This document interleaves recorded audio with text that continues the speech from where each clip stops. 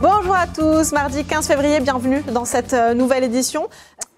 Et c'est dans l'air du temps, un nouveau média qui va bientôt voir le jour. Il s'agit de Grand Moon TV, à l'origine des seniors qui rêvent d'audiovisuel. José Lechertier a participé à leur formation. Il forme des futurs journalistes et c'est organisé par l'association Happy Silver. 2, 1, action!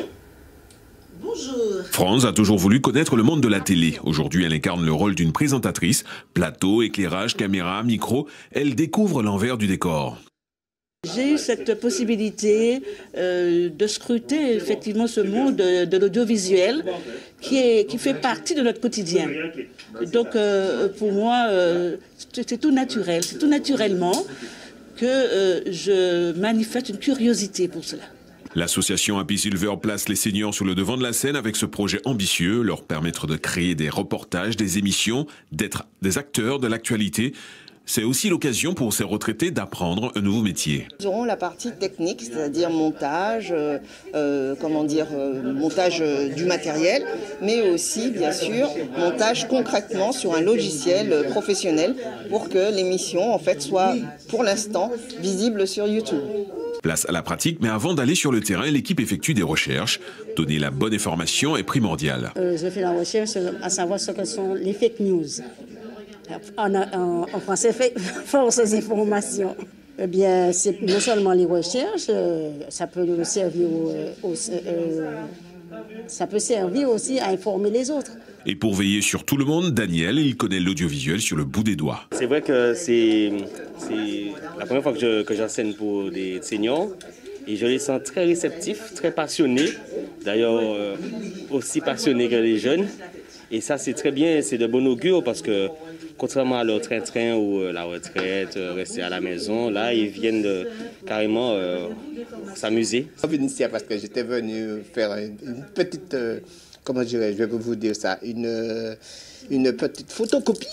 Et j'ai trouvé une équipe qui m'a vraiment sublime et puis qui m'a épaté. Alors bon, ils m'ont expliqué la chose et puis je suis tombé dans ce piège.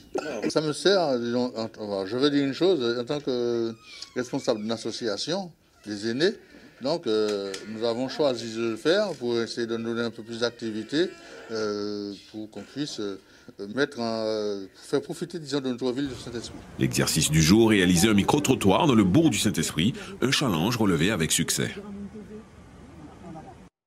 Et oui, à ce que je vois, on a de la concurrence. Et au sujet des coupures d'eau, elles étaient de plus en plus fréquentes ces dernières semaines, qu'elles soient dues à la sécheresse, à la vétusté des installations ou à des casses sur le réseau. Elles perturbent à coup sûr à chaque fois la vie des habitants. Et vous, comment est-ce que vous gérez pendant ces coupures d'eau? Vous avez répondu à José Lechertier. Pour l'instant, je n'ai pas à en souffrir, puisque nous habitons une commune qui est très arrosée. Même en 2020, on n'a pas souffert du carême ici. Bien, ça c'est la nature, parce que nous sommes très boisés. Mais néanmoins, les coupures d'eau qu'il y a sur la distribution pour les usagers, on se rend compte aujourd'hui que ce n'est pas Séguino du tout. Il y a de l'eau en Martinique. Maintenant que chaque citoyen vérifie sa facture d'eau, il y a un prélèvement qui est fait pour l'entretien du réseau.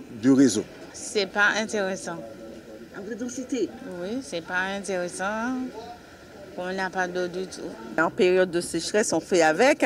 Vous savez comment la chose est problématique pour la Martinique. Il suffit qu'il y ait 2 jours de soleil pour que les quantités d'eau diminuent. Et contrairement à ce qu'on disait il y a quelques années, on parlait que de Séguino. Ben, ce n'est pas du tout le problème. Ce qui manque en Martinique, ce sont des retenues collinaires. On est entouré de montagnes, on a la pluie régulièrement, on est en pays tropical. Et puis, pourquoi pas nos fameuses citernes d'antan, en ciment. L'eau est toujours fraîche. En période de sécheresse, moi, je fais des réserves. Avant, j'ai déjà des réserves. Je fais des réserves que je change de temps en temps. Et par rapport avec la pluie, on a des fûts qu'on recouvre. Des fûts? Oui. Comment on appelle ça? Non, il n'y a pas de citerne chez moi. C'est comment on appelle ça? Des fûts en plastique. Et on recouvre. Et puis, après, on change l'eau. Quand il y a une aube moi, je change. Parce que par rapport aux microbes que ça fait, des trucs comme ça, pour laisser là. Et puis on a des bouteilles. Oui, c'est jamais évident à gérer au quotidien, mais bonne nouvelle pour les usagers du centre. Audici vient d'annoncer l'arrêt de ces coupures tournantes en raison de fortes précipitations ces derniers jours.